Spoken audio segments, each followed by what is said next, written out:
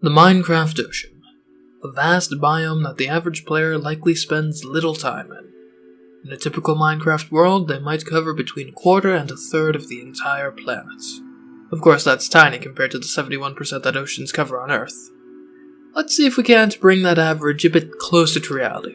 And while we're at it, discover the answer to one important question. Is it possible to beat Minecraft if the world is entirely ocean?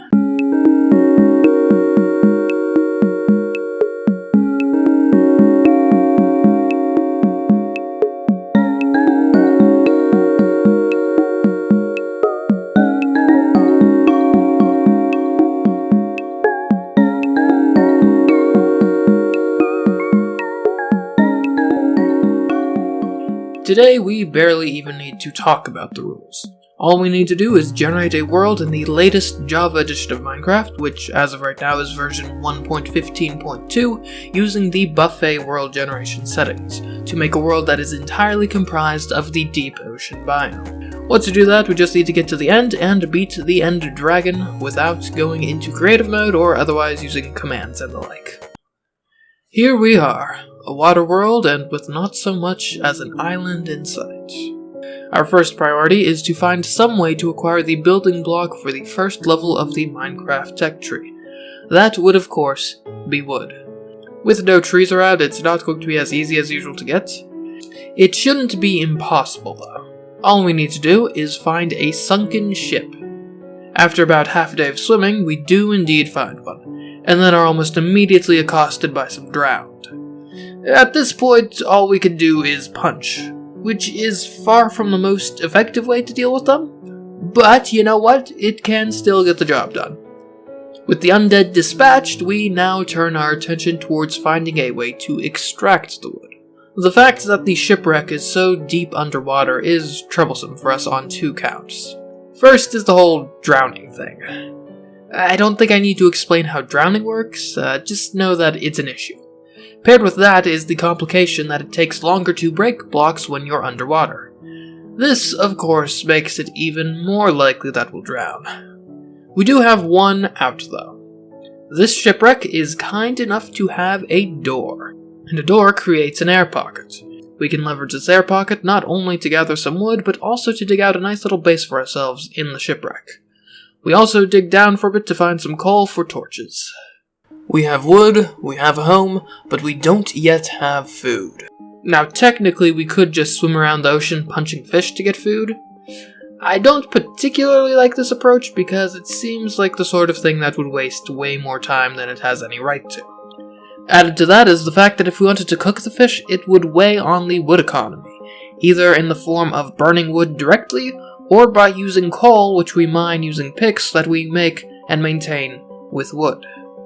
Our immediate needs can be satisfied by rotten flesh and some wheat that I found in a chest in the ship. We do need a different long-term solution, though. And this solution was also found in that chest. Carrots. In order to grow carrots most effectively, we'll want a farm on the ocean's surface. To get there safely, we'll be erecting a shaft made primarily of dirt and gravel. Why dirt and gravel, you ask? Simply because they are blocks that can be built with that don't require us to waste durability of our tools to acquire.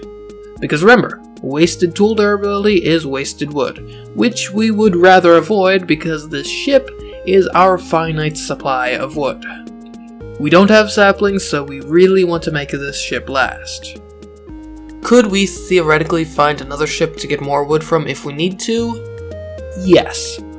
But that's like saying it's okay to eat a dozen candy bars because you can jog it off later.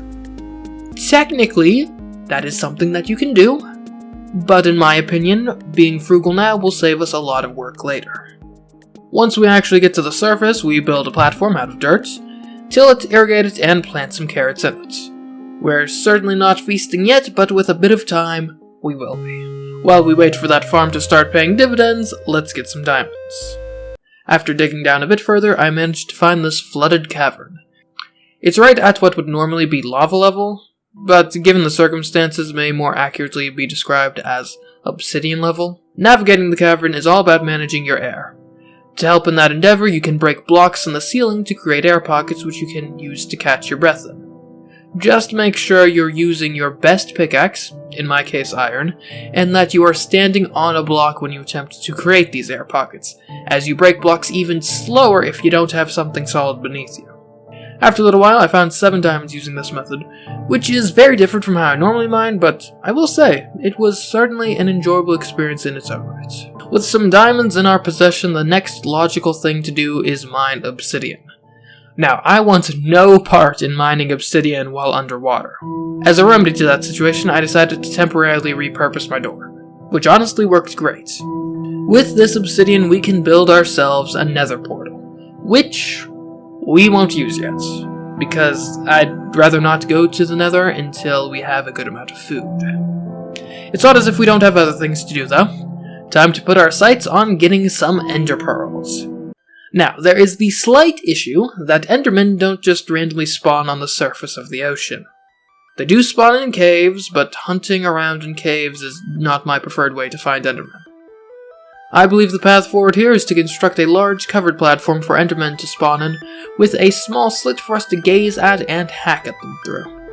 Phase 1 of this project is gathering materials. What we are primarily going for here is dirt, for the same reasons as before.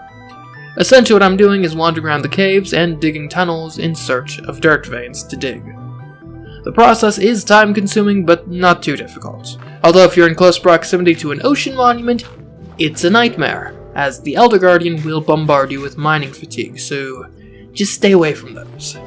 As materials are gathered, they can start being used for actual construction. I'm not doing anything too fancy, just a large square room with a wall in the front that has a half-block slit at the bottom for me to attack mobs through. One annoying thing, though, is that we can't build at night because of these guys.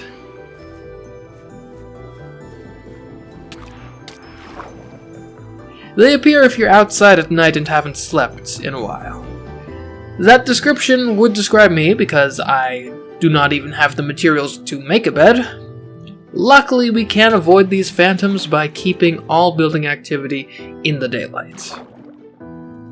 Eventually, after throwing a mishmash of more or less all the blocks I happen to possess at the project, it is finished. The spawn rate isn't super impressive, until you turn down the chunk rendering to 4. Now that's a mob farm. A mob farm which, in addition to gaining me ender pearls, has also granted me some other useful drops, like enough string to make a bow, and a modest amount of arrows. These will be important for the Ender Dragon fight, as I intend to fight using primarily a bow and arrow. We will of course need much more than 1 arrow for that fight, but don't worry, I've got a plan for that. We'll just enchant a bow with infinity. We already have access to most of the materials we need for an enchantment table. All we're missing at this point is a book, which I'm betting we'll be able to find in abundance in a stronghold library, so no issues on that front.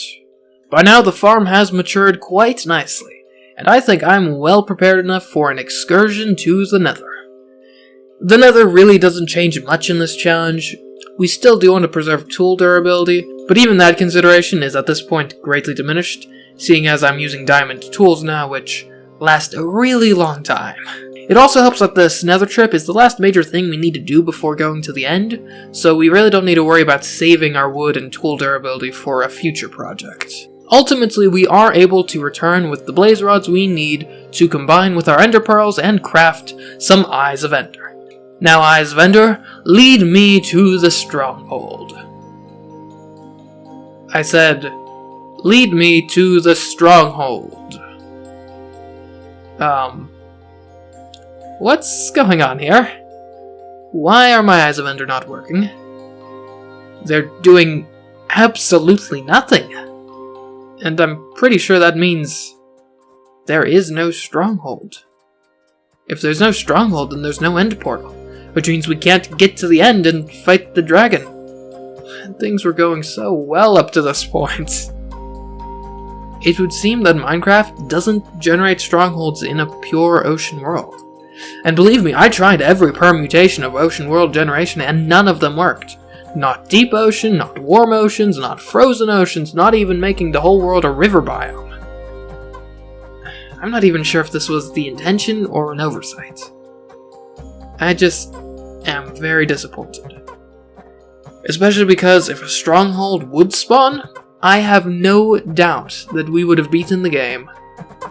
No problem. But alas, one did not spawn. In fact, one cannot spawn, so long as the world is entirely flooded. So that means it is not possible to beat Minecraft if the world is entirely ocean. You know what is possible though? Watching some more of these challenge videos, such as the other 2 Minecraft challenges I've done so far. You can also like this video, comment about it, or about what we should try next, and subscribe to the channel, with notifications turned on of course, so you can await the next challenge we try to knock out. Until then, goodbye.